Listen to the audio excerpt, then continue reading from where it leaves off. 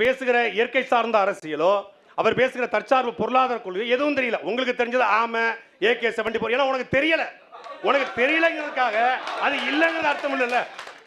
தம்பி ரமேஷ் சொன்னாங்க, அவர் வந்து ரெட்டலைக்கு ஓட்டு கேட்டாரு, பாஜக ஓட்டு கேட்டாரு அப்படின்னு.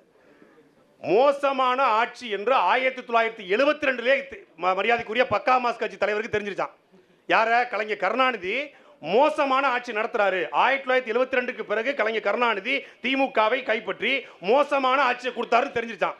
பிறகு எதற்காக, என்ன திராவிடத்திற்காக 2021 வாடகை சைக்கிள் எடுத்துக்கிட்டு எடுத்த நாள் முதல் இந்த நாள் வரை வண்டியை விடவில்லைன்னு கருப்பு சிவப்பு பெயிண்ட் அடிச்சுக்கிட்டு 2021 ஊழலாட்சி இல்லையா?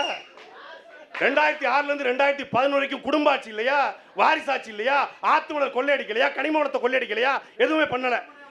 எதுவுமே தெரியாம 2020 திமுகவுக்கு ஓட்டு போட்ட நீங்க திமுக இதுக்கு தகுதி இருக்கா உங்களுக்கு? முதல்ல